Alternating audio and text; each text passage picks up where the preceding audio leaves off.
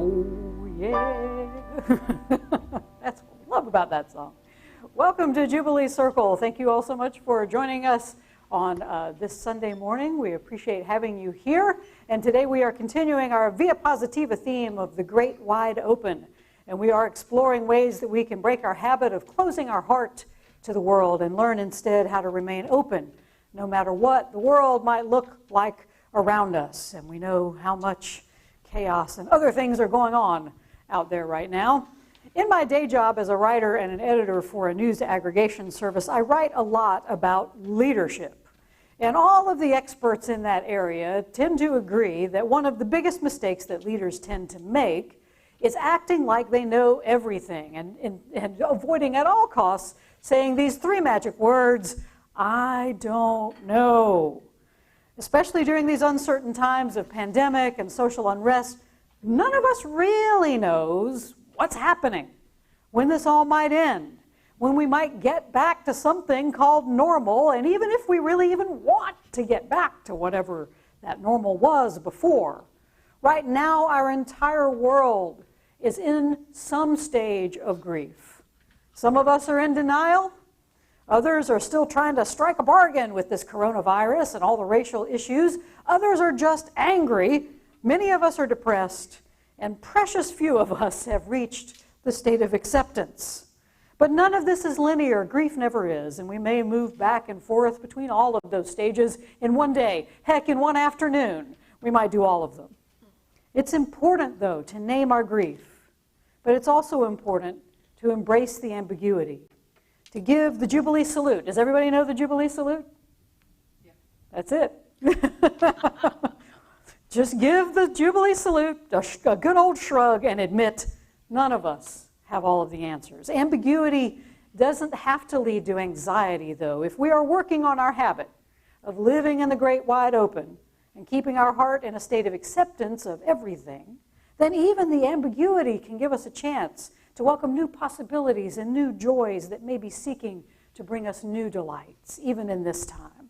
When we can stay open, even in the face of our grief and not knowing exactly what's coming next, and we still welcome whatever does come, that will make our next transition into whatever is happening around us. It makes it easier, and it can make us all say, oh yeah.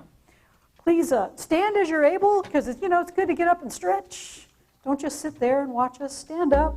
Let's call the directions. And we do that to remind us that this is a safe and a sacred time to orient ourselves in this sacred space. Let us turn and face the east.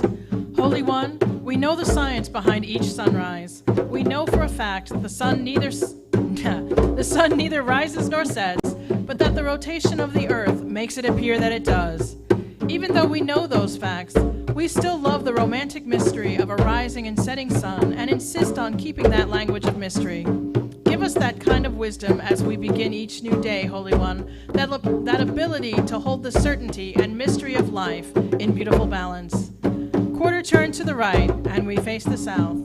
Science has also made us certain that it is the particular tilt of our hemisphere toward the sun that brings the warm weather of summer. As we in this part of the world sweat it out, over on the other side of the world, July is considered the winter season. Again, we are struck by the mysterious paradox of our lives on this planet as we sweat with the heat as our counterparts shiver. Give us the wisdom to understand that not everyone experiences the world as we do. Help us to enjoy each other as a blessed mystery. Quarter turn to the right, and we face the west. As the darkness overtakes us this night and every night, remind us, Holy One, of the mystery of the sunrise going on in another part of our world. We get so caught up in our reality, our own certainties of life, we forget that others around the world are caught up in their own realities and certainties. Help us to ponder the mysteries that infuse this world and help us not to get too caught up in our certainty. Quarter turn to the right, and we face the north. When the coldness of life enters our world, Holy One, we are certain it will last forever, that we will never again feel the warmth of spring or the warmth of the crises in our lives coming to an end. Assure us, Holy One, that you are at work when the cold and dark times come into our lives. Help us to trust in the mystery of new growth beneath the frozen tundra. back toward the center. Some of us feel quite certain about some things and uncertain about a lot more things. I invite you, in this safe and sacred time, to hold both your certainty and uncertainty lightly, because the two can often swap places. Things you're certain of today may be mysterious tomorrow, and vice versa. Instead, make room at the table for both, and trust that both are working in every moment to bless us deeply. Because when we feel the blessing of both certainty and mystery, that's when we can say, oh yeah. All right, remain standing or reclining or however you are finding yourself this fine Sunday morning, and join us in a classic song from the 70s from Steelers Wheel. This is a song called Stuck in the Middle with You, and I'm really sorry that a lot of young people only think of this song as the theme to Grace and Frankie. Yes, too bad. Because it's such a great song that we all grew up with. So sing along. You can download the bulletin and follow along at jubileecircle.com or on our Facebook page. We encourage dancing, absolutely. Get your heart going this morning, get some cardio in, get some Jubilee going. So as we play, because we kind of feel like right now we're all stuck in the middle of something. So that's where we are. 2, 3, 4.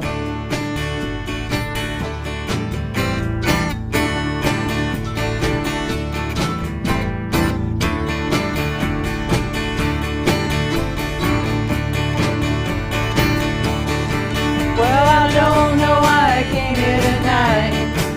Got the feeling that something ain't right. I'm so scared in case I fall off my chair, and I'm wondering how I'll get down the stairs. Clowns to the left of me, jokers to the right. Here I am, stuck in the middle with you. Yes, I'm stuck in the middle with you, and I'm wondering what it is I should do.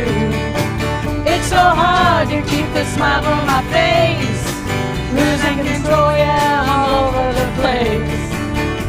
Clowns to the left of me, jokers to the right. Here I am, stuck in the middle with you. Well, you started out with nothing, and you're proud that you're a self-made man. And your friends, they often call and slap you on the back and say, please, please.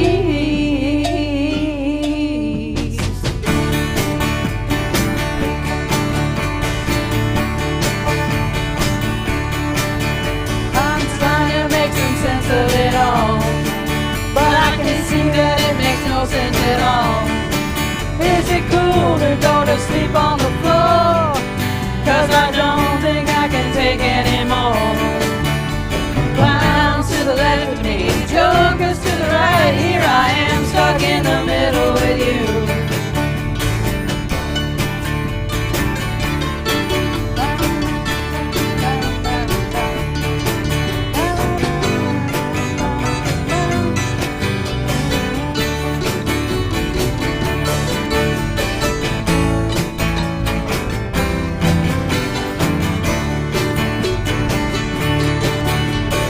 Started out with nothing, and you're proud that you're a self-made man. And your friends, they often call and slap you on the back and say, please, more cowbell, please.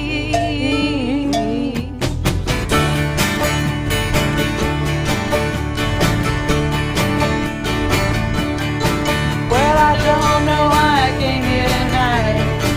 I got the feeling that something ain't right. I'm so scared in case I fall off my chair, and I'm wondering how I'll get down the stairs. Clowns to the left of me, jokers to the right. Here I am, stuck in the middle with you. Yes, I'm stuck in the middle with you. Here I am, stuck in the middle with you. Here I am, stuck in the middle with you.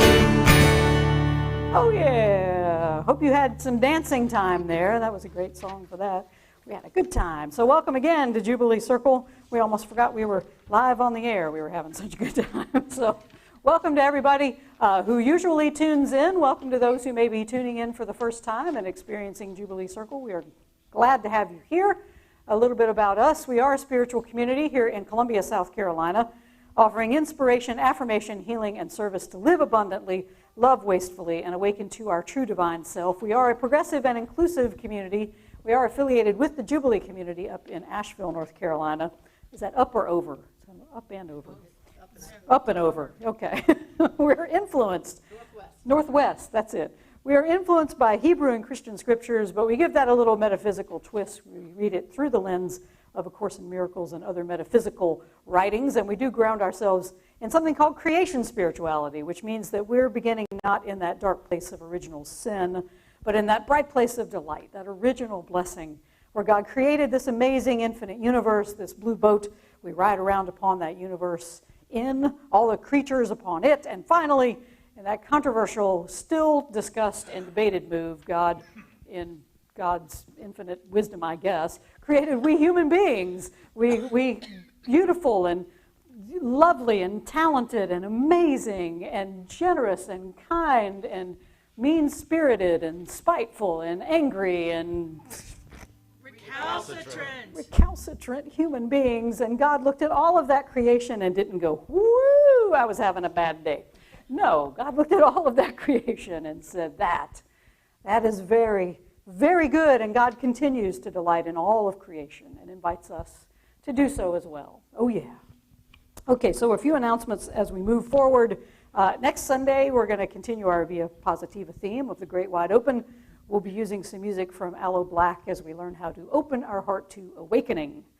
And also, get comfy there in your house if you're broadcasting us on your TV or just watching us on your phone or YouTube or Facebook. We're going to be right here in your living room this way through July. We'll reassess again in August because, South Carolina has just gone through the roof with coronavirus cases. So we're going to delay our reopening and not do it in July. So stay tuned. It'll be August. Could be September. Who knows? Who knows? But stay tuned, and we will always still keep the broadcast, even if you have come to rely on seeing us on your TV or other screen on Sunday mornings. We're going to stay there as well. I have been quite recalcitrant about my Wednesday night sermon previews, but we will pick those up again as soon as my recalcitrance wanes. Who knows when that will be? I'm in therapy. It'll be all right. And we are still trying to find ways to connect and try to stay together during this time of physical and social distancing. And I had a couple of Tamara made a couple of good suggestions on our Facebook page about maybe just getting together and sharing your favorite poem or your favorite song or your favorite reading or whatever, and just so that's something that will be in the works where we can just come together and just chat and say hi and share some stuff with one another. And speaking of sharing with one another, after the celebration there will be a talk back on Zoom, and that link is posted on the website at jubileecircle.com, also over on the Jubilee Circle Facebook page. So we invite you to join us after we are done here for a talk back so we can all get together and see each other's lovely faces and have a discussion. Am I missing any announcements, anything? Concert teaser? Oh, well, the band has been talking, and we're thinking this is a It's a teaser. It's a teaser. Oh, okay. Okay. So how should I? So the band at some point, maybe at the end of this month, we're going to get together and just do a little concert for you. So we'll do some original songs and some cover songs, and you can use the tip jar to help out Jubilee Circle if you feel so led. But we'll come and play some music for you. Yeah, we're thinking about the last Friday of the month, which will be July 31st. So, or the 13th for dyslexics. That will be it. And I can say that because I'm dyslexic, so not making fun of anybody. All right. Hear these wise and holy words from this wise and holy man. I don't know if I should stand or sit. That's it. Do your chair. Do your yoga chair. Oh my, okay, the chair. From the Jesus story, Matthew 13, You're going to have to get closer to the mic, though. Oh, really? Mike needs to be closer to the mic. Let's try. Let's use Trisha's mic. We can see you that way. There you go. Yes. From the Jesus story, Matthew chapter 13. He put before them another parable. The kingdom of heaven may be compared to someone who has sowed good seed in his field. But while everybody was asleep, an enemy came and sowed weeds among the wheat, and then went away. So when the plants came up and bore grain, then the weeds appeared as well. And the workers in the household came and said to him, Master, did you not sow good seed in your field? Where then did these weeds come from? He answered, an enemy has done this. The workers said to him, Then do you want us to go and gather them? But he replied, No, for in gathering the weeds you would uproot the wheat along with them. Let both of them grow together until the harvest. And at harvest time I'll tell the reapers, Collect the weeds first and bind them in bundles to be burned, but gather the wheat into my barn. From A Course in Miracles, chapter 18. When the light comes at last into the mind given to contemplation, or when the goal is finally achieved by anyone, it always comes with just one happy realization. I need do nothing. Save time for me by only this one preparation, and practice doing nothing else. I need do nothing is a statement of allegiance, a truly undivided loyalty. Believe it for just one instant, and you will accomplish more than is given to a century of contemplation or of struggle against temptation. To do involves the body. To do anything involves the body. And if you recognize you need do nothing, you have withdrawn the body's value from your mind. To do nothing is to rest and to make a place within you where the activity of the body ceases to demand attention. Into this place the Holy Spirit comes and there abides. He will remain when you forget, and the body's activities return to occupy your conscious mind. Yet there will always be this place of rest to which you can return. And you will be more aware of this quiet center of the storm than all its raging activity. This quiet center in which you do nothing will remain with you, giving you rest in the midst of every busy doing on which you are sent. For from this center you will be directed how to use the body sinlessly. It is this center from which the body is absent that will keep it so in your awareness of it. And finally, from Mir Baba in his book, God Speaks, positive forgetfulness is the cure, and its steady cultivation develops in a man that balance of mind which enables him to express such noble traits as charity, forgiveness, tolerance, selflessness, and service to others. One who is not equipped with this positive forgetfulness becomes a barometer of his surroundings. His poise is disturbed by the slightest whisper of praise or flattery, and by the slightest suggestion of slander or criticism. His mind is like a slender reed swayed by the lightest breeze of emotion. Such a man is perpetually at war with himself and knows no peace. These are wise and holy words. Speak to the Holy. All creation is holy word. All creation speaks volumes of the holy. Hallelujah. Let's stand and sing.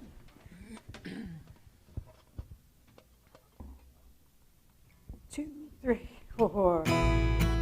Up. 2, 3.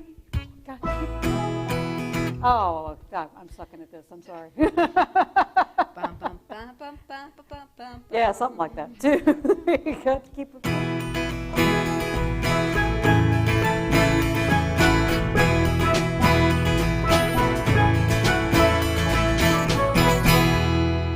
Well, it's high time you realize that I must live my life as it surrounds me. I can give you all the room you need to be yourself as I am in the same thing. We can live our lives together, yes, and still remain ourselves as we believe. And I believe, oh, darling. Got to keep an open heart, got to keep an open mind, got to keep working hard, or we get left behind. Got to keep loving, got to keep giving, got to let nothing get in the way of living. Got to keep open. Well, I've given you my heart again, my soul I gave you.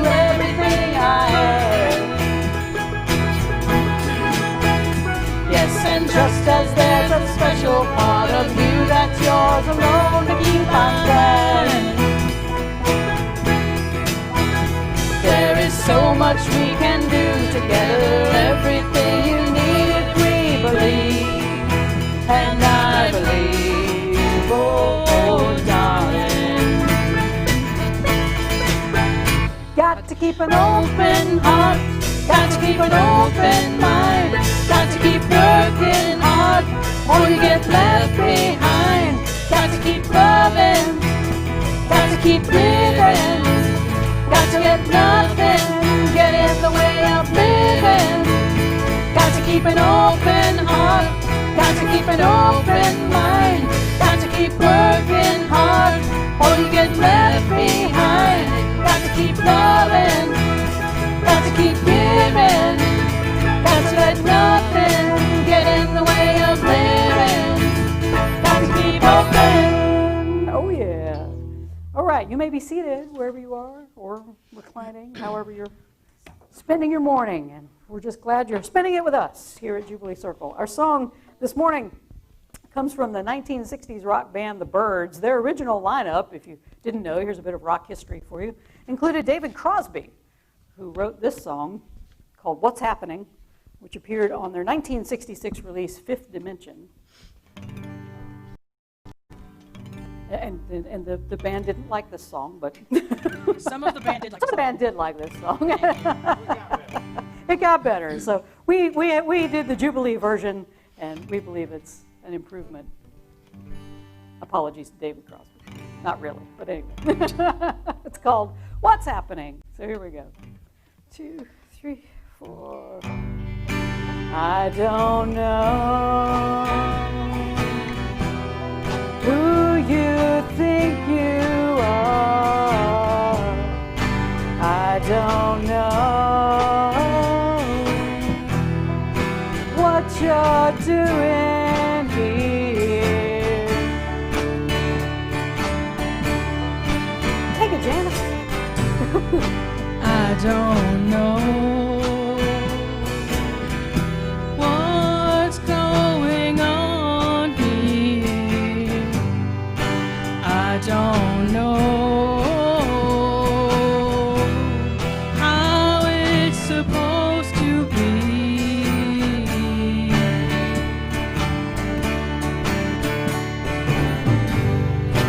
I don't have the vaguest notion who it is, what it's all for. Imagine for a moment that it's 2019, let's say right around last Christmas or whatever, and you were able to see like 4 or 5 months into the future. You were granted this special power to see what's coming. And you would see stores closed up, restaurants, bars, gyms shuttered. Nobody is allowed to gather in large or even moderately large groups. Music venues are closed. All your favorite local and national performers are streaming concerts on Facebook and YouTube.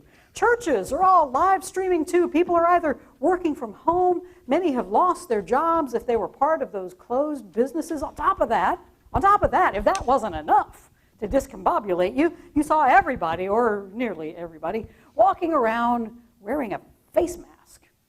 I mean, it would be disorienting at best and distressing and terrifying at worst. Yet here we are, having lived through all of that and more, now in some areas where we've tried to reopen and regather in ground. We know now, of course, the coronavirus pandemic has put all of this into motion, but in that moment of prescience, we would be confused and scared. Well, even in this moment, we remain a bit confused and scared, wondering when this all may end and what kind of world we might have whenever it does. So whether we're viewing these ongoing events as a visitor from the past or as someone who is living in this moment, what we're feeling is an overwhelming sense of ambiguity. Everything is up in the air. Nothing is settled. The virus is not under control, not in the U.S. anyway. Businesses that are open may have to shut down once again. Those who surged ahead, like the path is clear, they're coming down with the virus right and left as they take risks and get infected. And we want, all of us, every single one of us, want so much for this to settle, to give us at least some sense that we are back in control, that our feet are on some manner of solid ground once again. But I'll tell you the truth of the matter this morning, Jubilants. Even before the coronavirus, there was ambiguity. We've never truly been in control, really. I mean, even when we felt free to gather en masse and walk around without face masks for fear of catching a deadly virus, the fact of our lives, just as human beings, is that there will always be ambiguous circumstances. I can't. Ambiguous. Well, I'm making up new words.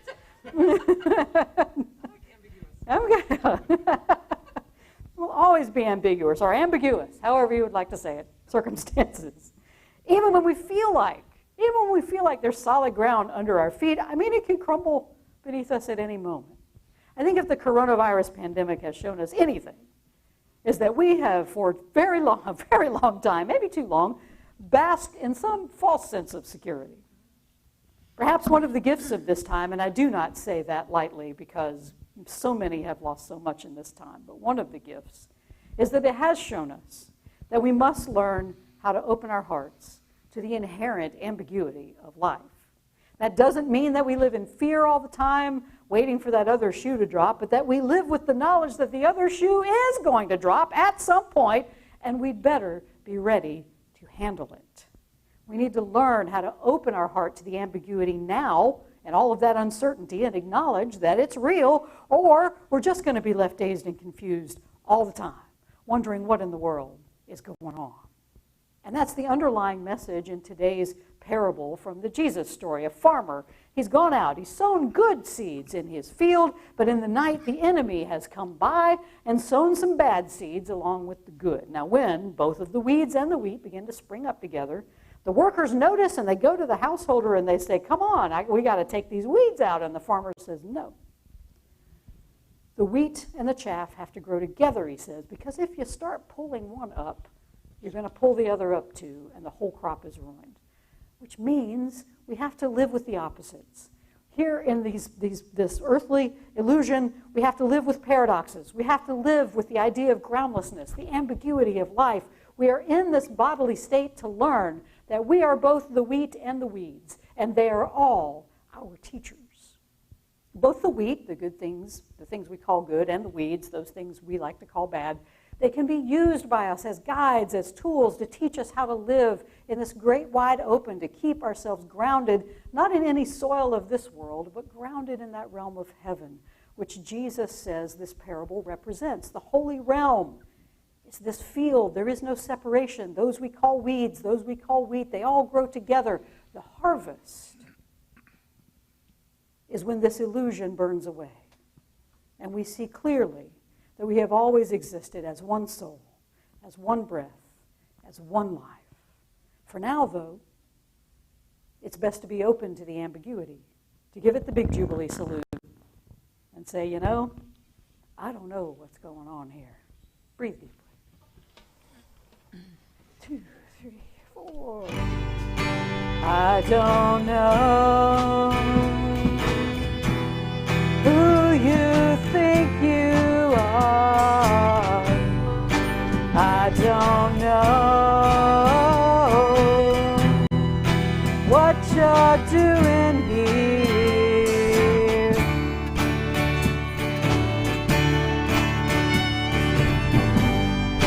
I don't know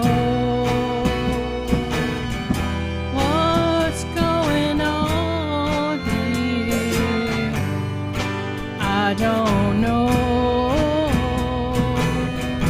how it's supposed to be.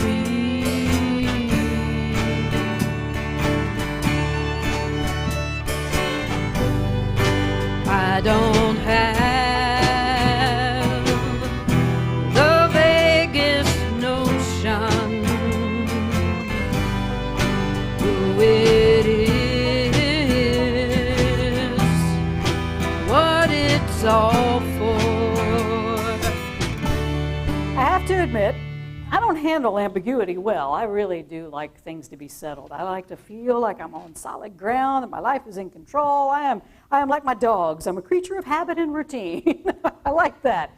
I don't like it messed with. But of course, this current pandemic, all the social unrest around racial issues, we're just smack in the jaws of ambiguity right now. So what do? According to A Course in Miracles, nothing.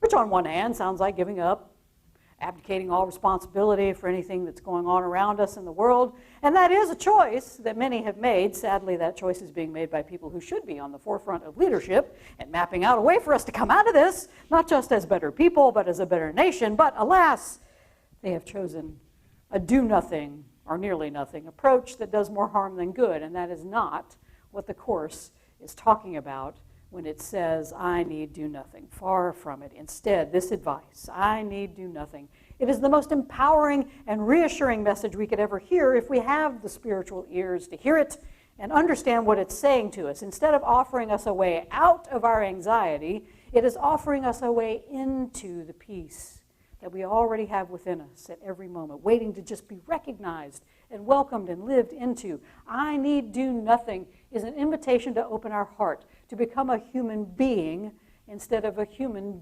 doing. You see, in uncertain times, we grasp for anything we can do that's going to make us feel better, that's going to make us feel more empowered or more certain or in control. And often, those are actions that are not helpful at all. Many people right now are feeling more in control of their lives by not wearing masks or simply going about their business in the world without any precaution for their health or the health of those around them. It makes them feel powerful. It makes them feel in control and in control of their own destiny. And many have even adopted, so ironic, they have even adopted the my body, my rights slogan from pro-life, from pro-choice folks. Oh my goodness, yes. This is why the words, I need do nothing. I mean, they really are, right now, a happy realization, as the Course calls it. The phrase is actually a release from this bodily ambiguity that we are feeling right now. And the only reason we feel ambiguous, the only reason we are feeling anxious, is because of our bodies. It is our bodies that have the potential to catch the virus and to die. That is where our anxiety sits. It's where it lives all the time. It lives in our body. Well, of course it does, preacher. That's what you're saying. That's from the Department of Duh. Because nobody wants to lose their body, right? Well, of course, nobody wants to lose their body. But imagine for a moment, if the truth about yourself is that you are not your body. And I'm not saying ditch your mask and start advocating for herd immunity. I'm saying use this time of ambiguity to learn how to open your heart, to touch peace, no matter what happens in this bodily world. What will happen if you can do that, if you can begin now to develop the habit of remaining open, of doing nothing, even in groundless times? You'll find the true center of peace, according to the Course. In this central place within each of us, there's no ambiguity, there's no uncertainty, there's no doubt, there's no fear, there's no anger, no division, there's nothing but love and peace and joy, because that's where our true divine self abides. The quiet center, the Course says, in which you do nothing will remain with you, giving you rest in the midst of every busy doing on which you are sent. We are still to be doing, but from that quiet center, from that place where there is no ambiguity, from that place where we do nothing. When we are completely still, what we need to be doing will be shown to us. If you can find that center of certainty now, while the world is in chaos around us, we can always return to this center, no matter what we're busy doing out here in this ambiguous and groundless world. When we live from this place of centered openness in the world, the Course says, we will be directed to use the body, quote, sinlessly. That means that whatever we do out here in this world, if we are coming from that quiet center where we have rested and done nothing and been directed by the Holy Spirit, when we do act, we will not be acting out of fear. Instead, we will be acting from a place of love and joy and peace that resides within each of us. When we use the body sinlessly, we are embodying love. Our actions become more than just about my body and my rights, but our actions become about care and compassion for all of us. Because from that place of our true, loving, peaceful self, we see no separation. Everyone we see is just an extension of God, just as we are. So here in this bodily place of, I don't know, we can see clearly that there is but one ground that we all stand on. That is the holy ground of unity, because there truly is only one of us here. Breathe deeply. I don't know who you think you are. I don't know what you're doing here.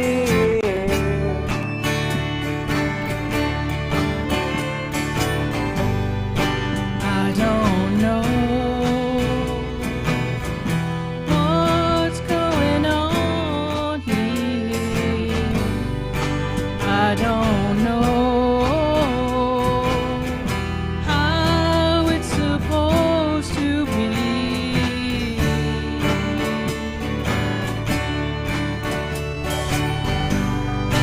I don't have the vaguest notion who it is, what it's all for. The other thing about those weeds and that wheat that we have to remember is this. They both come from the same soil, and if that is true, then they both contain within them some germ of the divine. What we call weeds, however, seem to hamper our growth or choke it off. That wheat that we tend to call good can also lead us into ego trips of superiority and spiritual bypass. We think we're too good for this world. We're all spiritual and stuff, and everything here in this world just offers us nothing of value. So here's the key to all of this. Both the weeds and the wheat are simply part of this illusion that we have created together. They spring up from the same soil because we're all part of both the illusion of separation, but we're all part also of the reality of our ultimate unity. If we want to get out, if we want a get out of ambiguity jail-free card, then we must begin to train ourselves to remain open to this paradox and understand that it's all part of the illusion we've collectively created, and we call it reality.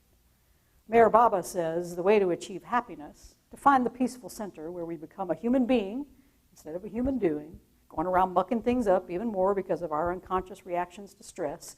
He says you can achieve happiness by practicing something called positive forgetfulness, which is very much like I need do nothing. Baba says cultivating positive forgiveness develops within us that balance of mind which enables us to express such noble traits as charity, forgiveness, tolerance, selflessness, and service to others.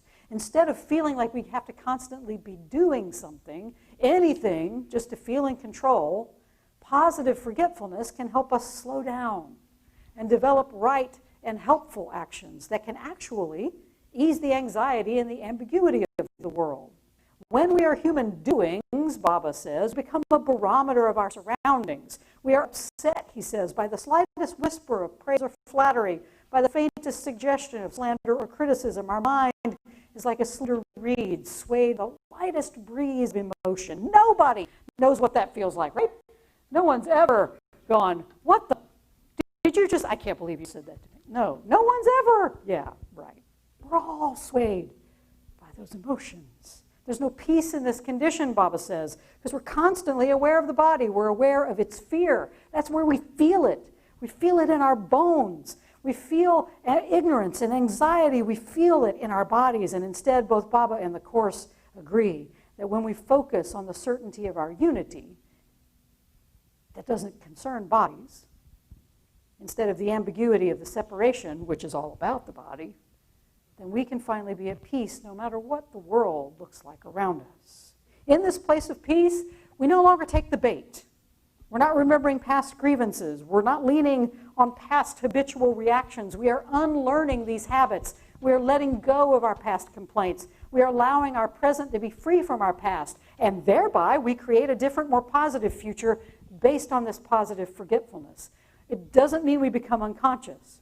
It doesn't mean we live in denial. Instead, when we can forget our feelings of separation and the anxiety that it produces, then we can see the realm of God. We can see that true reality with a capital R that assures us we are not our bodies, we are not our past experiences, we are not our habits. Instead, in this moment and in all moments, we are eternal beings. We are having a bodily experience, and we get to choose how we react to every present moment. Remember, Buddhist monk Pema Chodron, remember her definition of the ego. It's the experience of never being present. You are in your ego any moment that you are not present here, in this present moment. You need do nothing because our destiny is secure. We're not separate from God or one another. We're all one with one another, and we've never left God's realm. If we can accept this as our true capital R reality, then every action we take in this world, according to the Course, will be sinless because our motivation will be from love and not from fear. Positive forgetfulness allows us to see both the weeds and the wheat as our teachers, as our lovers, as our friends, because we know the harvest is coming, and that is a joyful day when we accept the atonement for ourselves, when we finally understand that our feelings of anxiety and separation and fear, they're all an illusion, all part of this bodily world. We have never left paradise, and if we can understand that, then we will know that the harvest is nothing to be feared because it is merely the moment of enlightenment, when the veil is lifted, when this illusion burns away into the nothingness from which it came. Does that mean that we don't live fully in this world and embrace all of its maddening opposites and recalcitrant weeds? Well, of course not. Instead, it should give us the zeal that we need to live in this world, because now we know what message is real and what message isn't. Now we know we're both weed and wheat, both body and spirit, both fear and love, as long as we live in these bodies. The good news, however, is that we know exactly how the story ends. We've got the spoiler alert. This world ends in the quiet center that is in the truth of us all. In this chaotic and uncertain world, it's best to embrace a little positive forgetfulness. Forget your grievances. Forget your mistakes. Forget those who have hurt you. Forget those who make you feel less than or unworthy. Forget anything that disturbs your peaceful center, because those things have no power over you. In this moment of ambiguity and anxiety, it's okay to look at the world and say, I don't know. I don't know what's going on. And I don't know how it's supposed to be. None of us knows that, and it's okay. But I can tell you how you are supposed to be. You're supposed to be open and peaceful and loving and forgiving and joyful, nurturing, helpful, kind. Whatever actions lead you to become that, that's what you should be doing in the world. Because if you're doing those things, your own fear, your own ambiguity begins to fade, and you become certain that no matter how this world, this bodily world ends up, ultimately, all of us will one day see through this illusion of fear and separation and realize our true unity. And in that moment, all we'll know to do is laugh and say, oh yeah. I don't know who you think you are. I don't know what you're doing here.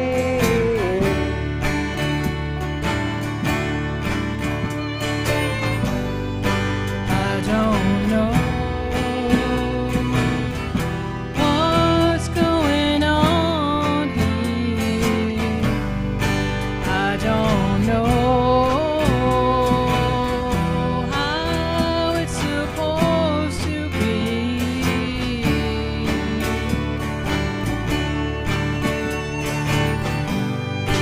I don't have the vaguest notion who it is, what it's all for.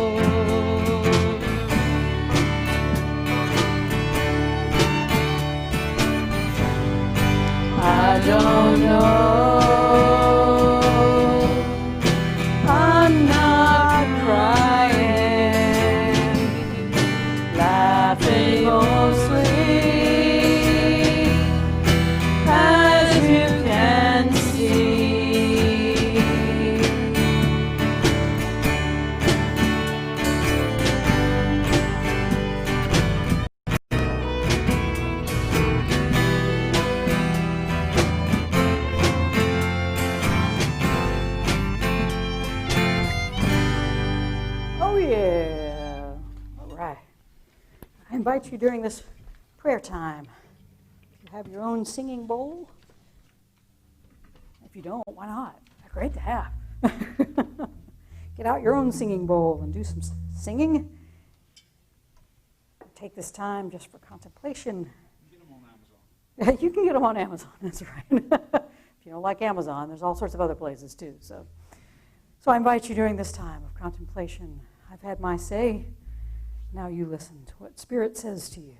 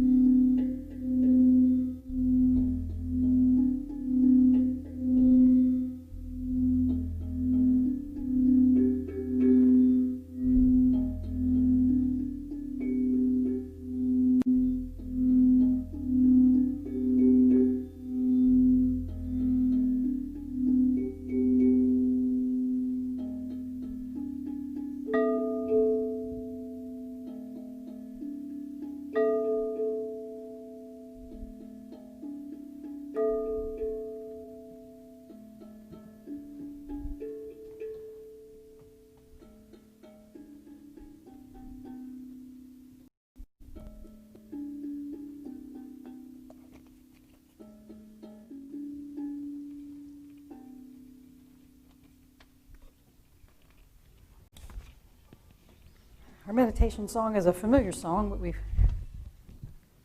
changed it up a little bit. So.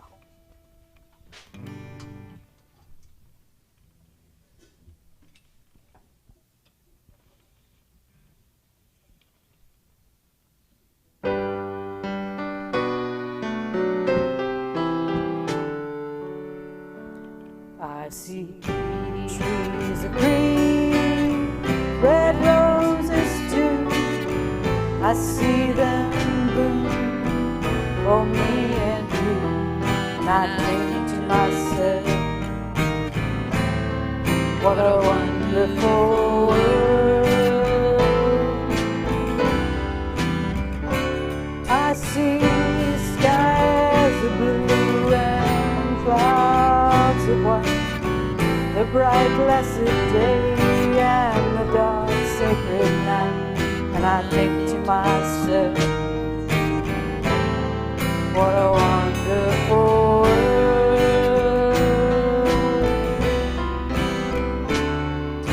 The colors of the rainbow, so pretty in the sky, are also on the faces of people going by. I see friends shaking hands, saying, how do you do? They're really saying, I love you. I hear babies cry, I watch them grow. They'll learn much more than I'll ever know. And I think to myself, what a world. Yes, I think to myself, what a wonderful world.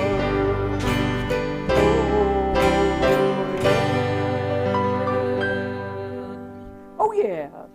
All right.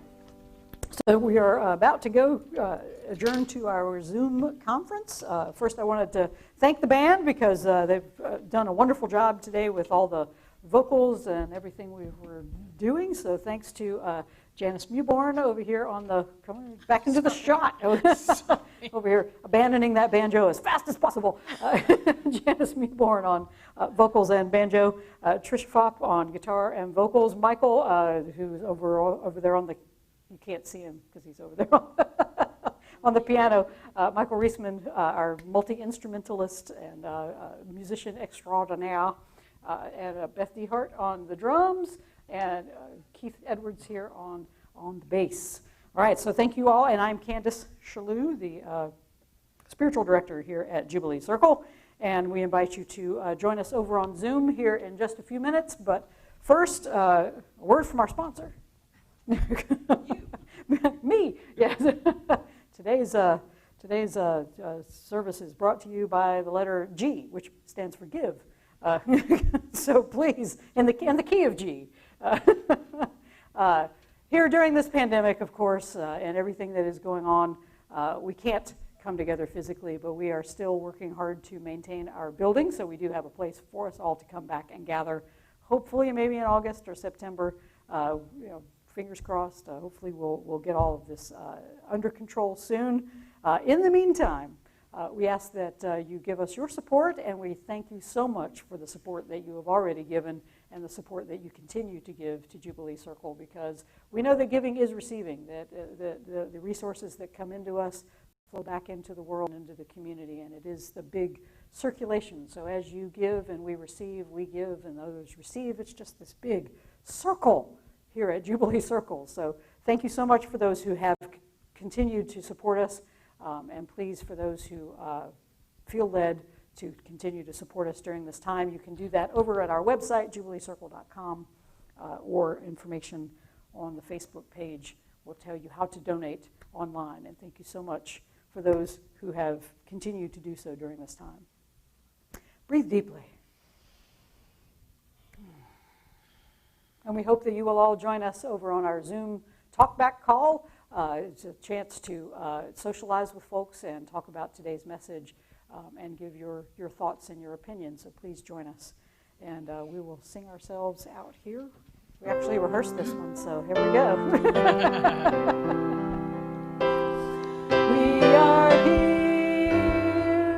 We are here for all of us. Some of us for all of us. We are here for all of us. And we thank you all out there for being here for us. And so please join us over on Zoom and have a wonderful week. And Meister Eckhart says, if the only prayer we ever say in our entire lives is thank you, it will be enough. And so together we say, thank you. And we